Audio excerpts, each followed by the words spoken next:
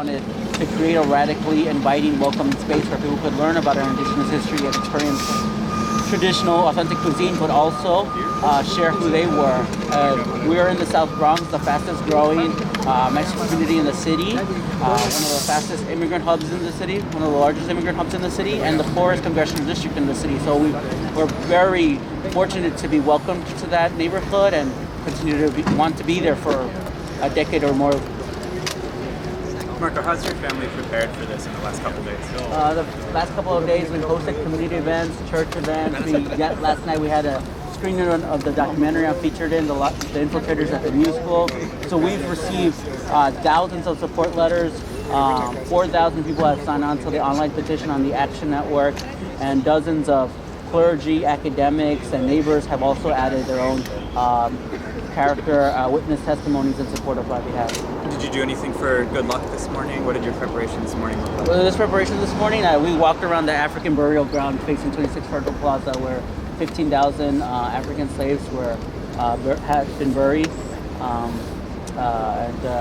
took a moment of silence to just breathe in the place that we're in. And although we're gonna obviously go up to the 14th floor here, I think that also that harrowing experience of being in the African burial ground is a reminder to us all that New York City had the second largest slave population after Charleston, South Carolina, and at a certain point, a quarter of the city was enslaved Africans. Talk about your support base. I mean, the support base that you can see around us here today, there's folks coming from all over, connections that I've made from middle school, high school, at Deerfield Academy, Kenyon College, clergy that I've met for over the past 10 years, being an intern first at the New Sanctuary Movement and then a member of it, being in the South Bronx for the past 5 years, helping my family, working full-time there, and neighbors that are there, media support, and academics that have been following our case and want to hold the government accountable and record all of this, because we know that this is a big case that hopes to set precedent for other activists like myself.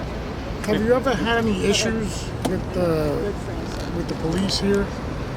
We've had personal issues, like you ever been arrested or? I've been arrested twice in acts of civil disobedience. And just earlier this year, my sister was arrested in our family restaurant because she was documenting undercover policemen arresting a man in front of our restaurant. And just for documenting that on her cell phone, she was arrested for 3 hours at a local precinct with no charges. Do you feel like your family's being watched or being watched? We don't want to. Well, I feel like as undocumented immigrants, we just grew up with this constant sense of surveillance and judgment that I feel like we want to live in peace. We kind of have to ignore the fact that maybe we are being surveyed in this era of more mass intelligence. But I think we just hold peace in the fact that we build trust and strength and support and safety to our community. Do you hope that the case is going to reinvigorate the Dreamers movement? That would be a best case scenario, right? That other people see this, my case, and also take inspiration from it. I know that we're in an era of Trump with so much hate and hostility towards immigrants, and so many asylum rights are being trampled by recently arrived Central American refugees. That obviously even though I'm also asking for asylum, I'm in a different social category, but I mean any form of protection that can be extended in this era of hate would be most necessary. What would it mean to you to receive asylum? To me, it would be, at a personal level, it would be monumental, life-changing. I could, for the first time, plan to be in this country for years in advance and not just live from check-in to check-in. But I think the greater contribution would be to the immigrant rights movement. Describe your check-in process. What does that mean? Check-in, what do you have to do? Usually I just have to go present myself before the judge and lay out the argument. I've only had to check in a couple of times. We know that folks in our community that have to check in every 6 months, so I've had the luxury of only having to check in 3 times in the past 7 years. But I mean, every time we go into 26 Plaza, the line is of hundreds of people that have to check in on the daily and don't have this amazing support that I'm privileged to have. When you look around and you see all these people that are here walking around, and then you have to go through that, what does that do to a person? I mean, I think to me it's just impressive, and it reinvigorates me that so many people have committed to my struggle and given to my community and given to my family, that I owe it to my community also to present the strongest argument and to be emboldened by that. What do you think people see in you that has them do that?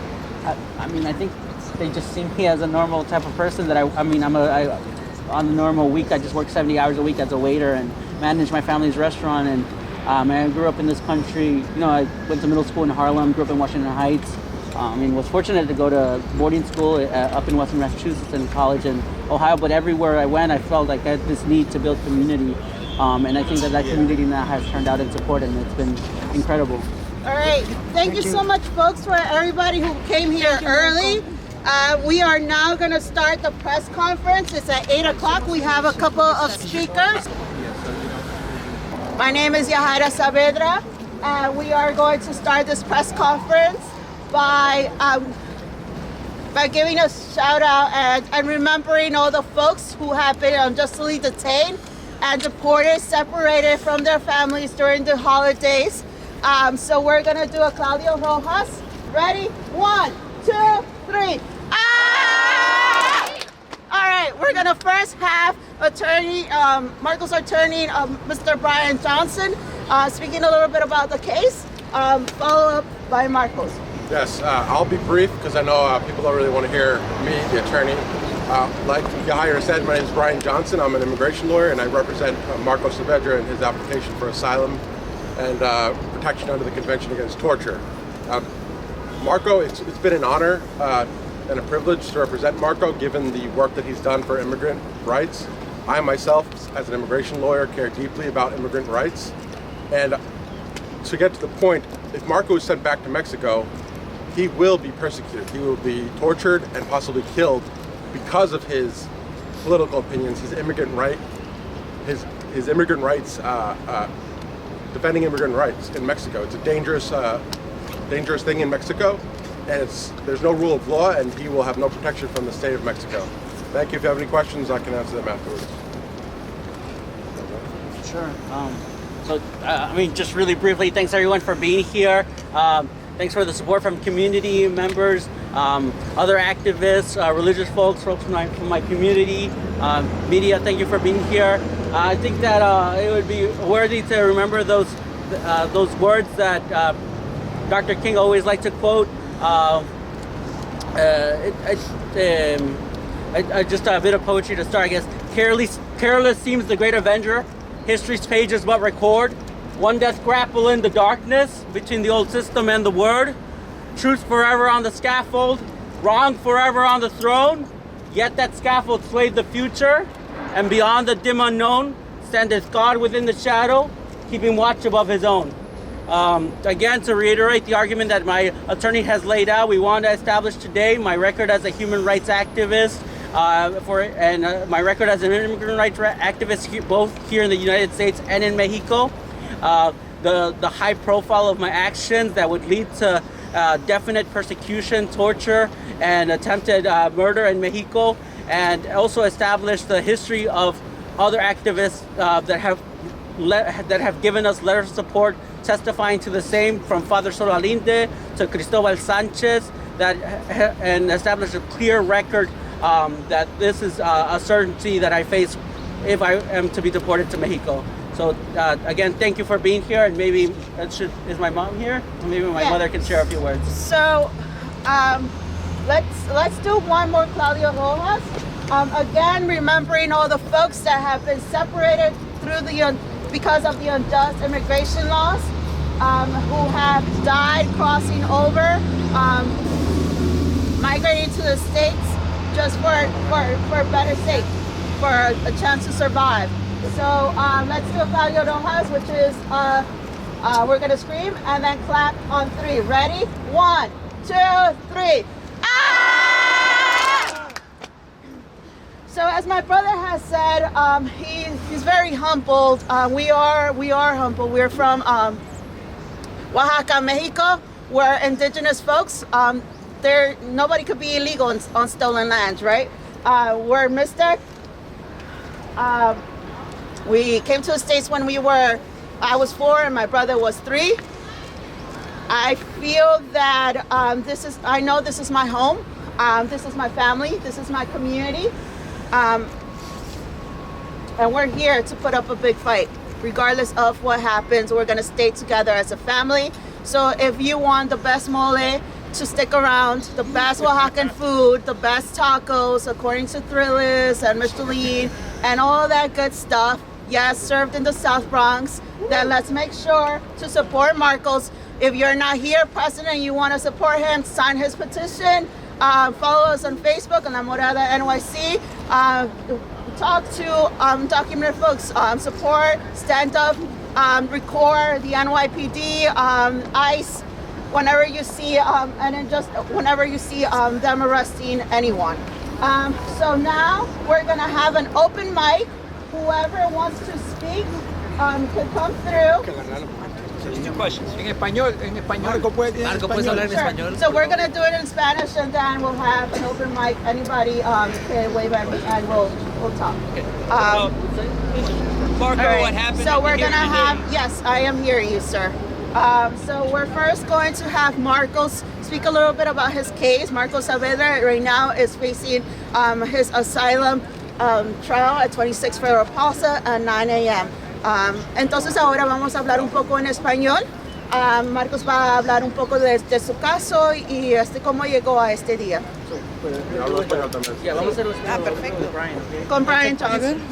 Uno por Yeah, it's uno. okay. It's okay. Yeah. Bueno, sí, bueno, bienvenidos todos. Gracias a mi comunidad por estar aquí este día. Obviamente es un día muy importante que queremos establecer mi récord, obviamente como defensor de los derechos humanos y mi abogacía en ambos lados de la frontera por los derechos de los inmigrantes. Establecer que soy una persona pública que he vivido casi 3 décadas aquí en los Estados Unidos sin ningún estatus y estamos en comunicación, en solidaridad con otros agentes, con otros activistas que también han brindado su voz a mi caso, sea el padre Sulalinde en Ixtepec, Oaxaca, o sea otros perseguidos como el caso de nuestro amigo Cristóbal Sánchez. Y todos entonces amplifican la realidad que en México ocurren 100 matanzas cada día. Los primeros 6 meses de este año ya se han ocurrido 17.500 asesinatos en mi país, 19 fueron de activistas, 10 de esos activistas eran originarios de Oaxaca, de mi estado natal. Entonces es muy definitivo el peligro, la impunidad, la corrupción que existe lamentablemente en mi país y que no ha cambiado aún con esa nueva administración de AMLO. Entonces queremos yo y mi abogado también tomar preguntas ahora porque antes de ingresar a la corte. Antes de que hable tu abogado, ¿nos puedes explicar cómo te sientes? Estás a pocos minutos de saber qué es lo que va a pasar contigo y cómo te sientes. Me siento muy bien, yo estoy fortalecido por la presencia de mi comunidad aquí hoy, y de mi familia y todo el apoyo que nos han brindado. Marco, ¿tienes miedo? Sí, el miedo siempre va a existir, Chris. Desde los 3 años he sido ilegal, entonces desde los 3 años, casi desde la edad de conciencia, sabía de la detención y deportación como una realidad, pero lo único que podemos cambiar es cómo reaccionamos y actuamos en frente del miedo, que siempre ha sido confrontarlo. ¿Alguna otra pregunta? Our questions, we can take questions in English too. Either me or Brian can answer them. Speak Spanish and English. Both of us. Sí, señor. Yeah. What do you say? If we could just talk about the larger context. What do you have to say that with the Supreme Court deciding the fate of DACA, that they're agreeing to hear the case on November 12th? You want to speak to that? Or? I I mean, I think that we know that the cases are unrelated, but we live in a certain concrete political context of hate and hostility towards immigrants. And this was our fear as immigrant rights advocates when we were advocating for DACA in 2012, that as administrative relief, it could be stripped away by any administration and challenged in courts. Obviously, DACA holders are the most sympathetic cases of all immigrants. And so if people like myself or DACA holders are stripped of their rights, imagine how much worse the treatment is of recently arrived refugees, of children locked up in detention and receiving record numbers of thousands of sexual abuse cases, of our parents that have lived here without status and without protection, access to work permits or driver's license for decades. So I think that DACA and my case are both harbingers of what is to come to our community. ¿Puedes decirlo en español? Sí, en I breve. just wanted to add something to Sí. this question. Just to be clear, Marco, Yeah, Marco intentionally gave up his right to DACA. He would have had DACA if it wasn't for his activism when he self-deported to Mexico in 2013. So that's important to note that because of his activism, he is in this place right now where he's at great danger. So, rápidamente en español es que sabemos el contexto real que vivimos. La Suprema Corte va a escuchar los argumentos de DACA en noviembre 12 y sabemos que bajo esta administración de Trump hemos recibido mucho odio, racismo y detención en nuestra comunidad inmigrante, que solamente continúa las pólizas bajo el presidente Obama. Si nosotros como líderes y como miembros de la comunidad Dreamer somos tratados así, imagínense el tratamiento que reciben los recién llegados al país, los que están buscando asilo y ahora tienen que esperar en el lado mexicano, los niños que son miles en centro de detención con miles de casos documentados de abuso sexual y separación de familias en la frontera y las hieleras que reciben el tratamiento de nuestra comunidad. Eso es lo que pasa cuando no hay accountabilidad, cuando no está la prensa y una comunidad organizada detrás de nosotros. ¿Y por qué no? Sí, yo sé que los medios de comunicación se enfocan mucho en el miedo que las familias inmigrantes sufren, especialmente los jóvenes de DACA con todo lo que está pasando. Pero si pudieras dar algunas palabras de cuál fue para los jóvenes que puedan estar viendo tu caso, unas palabras de coraje o de motivación para otros activistas que tal vez estén haciendo el mismo trabajo que tú. Sí, bueno, siempre nuestra perspectiva era de empujar, de abogar aún más cuando recibimos DACA, de no complacernos con esto, sino saber que DACA solamente benefició a 700,000 jóvenes y todavía quedan 11 millones de nosotros de indocumentados que no recibimos esas protecciones, esos derechos. Entonces siempre el deseo es de amplificar, continuar esta lucha, porque DACA es lo único que nos dio el presidente Obama después de 25 años de estar en esta lucha. And so the ask for other dreamers is to not remain complacent, to not live in the shadows, because we are there's only 700,000 recipients of DACA, and there's still 11 million people like myself without any of those protections that were offered for deferred action for childhood arrivals. And so we have to constantly escalate and advocate for more, because the immigrant rights movement has received no protection since 1986 amnesty.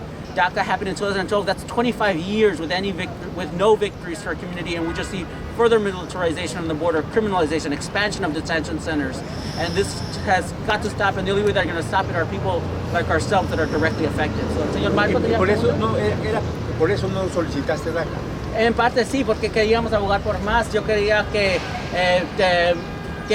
sabíamos que el contexto de DACA era bien político, porque DACA se enactó en el 2012 cuando el presidente Obama quería ser reelegido y asegurarse del voto latino. So we wanted to make sure that we knew that DACA was also in a political moment. In 2012 was granted by the Obama administration to re-energize the Latino vote. So we knew that context that it was being given to us in, and we wanted to demand more, because Obama had promised the Dream Act within his 100 first days in office. He delayed 4 years to even enact something like DACA. So por eso queríamos impulsar más, y en ese entonces Obama todavía tiene el récord de las deportaciones. En esos años del Obama, la cuota era de 400,000 deportados cada año. So under Obama's presidency, 400,000 people from my community were deported every single day. Obviously the numbers have maybe minimized under Trump, but the treatment has just become worse. So queremos dejar eso claro, sí. Yo sé que la comunidad en el South Bronx y la comunidad mexicana, aliados en la ciudad, te han apoyado a través de este proceso. ¿Qué han hecho en los últimos meses, en los últimos años? ¿Pudiste hablar un poquito más de ese aspecto comunitario, cómo se han organizado? Sí, bueno, también tenemos que impulsar a nuestros elected officials aquí localmente de abogar por nosotros. Hoy en este día tenemos representantes del Public Advocate Office, de Jumaane Williams. Tenemos también mi congresista local, Espaillat, que va a estar presente con sus staffers. Entonces vemos que esta gente tiene que continuar de también continuar de abogar por nosotros, porque si no también se van a complacer. So we have to make sure that also our elected officials, today we have members of the Public Advocate's Office and of my own Congressman Espaillat going to be present here at the hearing today, but we also have to hold our own elected officials accountable, because they can't just cater to the Latino vote every 4 years and then not follow up.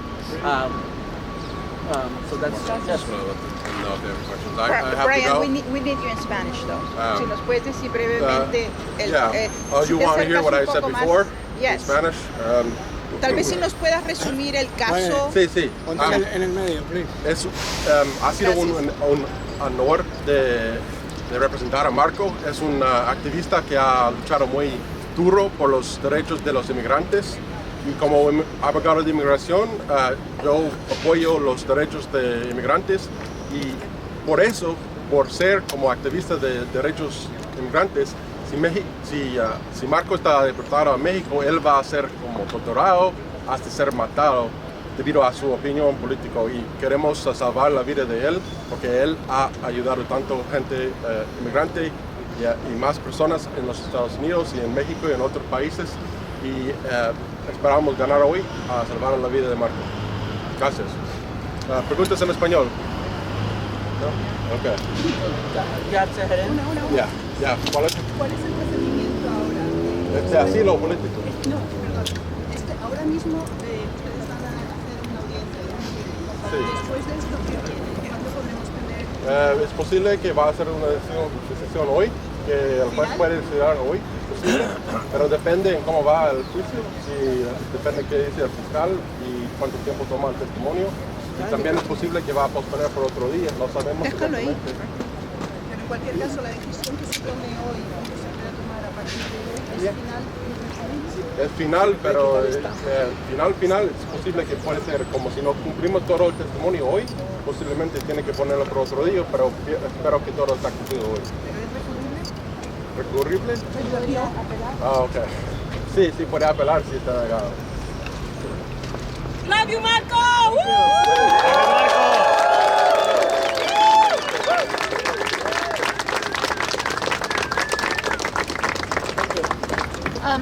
My name is Elizabeth Maxwell. I'm the rector of the Episcopal Church of the Ascension, and I'm here to support Marco, who has been a part of our community too. I'm here because we follow someone who was himself an immigrant. Jesus was an immigrant and crossed borders to be safe with his family. And Marco also walks in the steps of Jesus as an advocate for justice, not only for himself, but for all who are struggling and suffering and having to live in the shadows. All religious traditions are very clear that we are to welcome the stranger, that we are to give shelter to those who are in danger, that we are brothers and sisters. And so we stand with Marco to claim that and to declare it and to pray that justice will be done. Amen. Hello, my name is Ángeles Donoso. I am here to accompany Marco. I volunteer with the New Sanctuary Coalition. We have a large number of people here accompanying Marco, and I also would like to say that this is an opportunity for everyone to see how immigration in general has been criminalized. The fact that people are seeking asylum and they need to defend themselves against a judge as if they were criminals, that's completely wrong. And also, as a member of the New Sanctuary Coalition, we really stand for the rights of and defend the rights of all immigrants. We believe that everyone has the right to live wherever they choose, and they have the right to be free and live a dignified life, and that's what Marco has been doing for many, many years. So we're here accompanying Marco, but we're also here accompanying many other people who have hearings today, both individual hearings and master calendar hearings. If you were able to see what's happening inside these courts, you will see lines of children, you will see many, many mothers waiting for hours with their children on their legs, on their laps, and basically these courts are running in silence. They don't want people inside, and that's why we also are inside this court providing to be witness of what is going on. So Marco is here today, but also many other people are here today defending their cases. El pueblo unido jamás será vencido. El pueblo unido jamás será vencido. El pueblo unido jamás será vencido. El pueblo unido jamás será vencido. El pueblo unido jamás será vencido. Estar con Marco es un honor. Estar con Marco es un honor. Estar con Marco es un honor. Estar con Marco.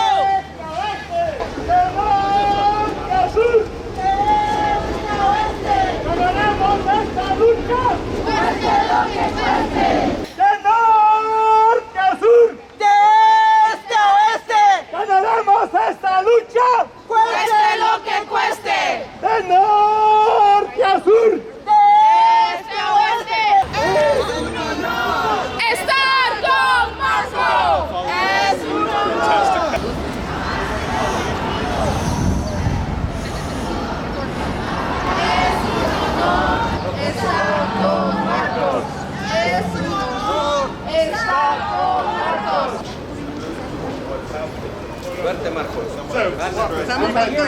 What? I'm a hearing. Wait, inside? Yeah. So where these people going? Where you going? Step back, please. Step back down.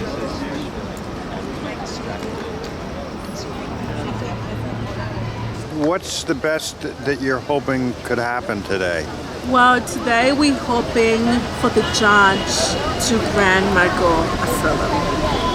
And we also hoping that this movement that Marco is working and organizing can bring more people out of the shadows and speak out, because this is the time. If we really want to see changes in 2020, we need to speak out, and everybody needs to stay together. Es un honor.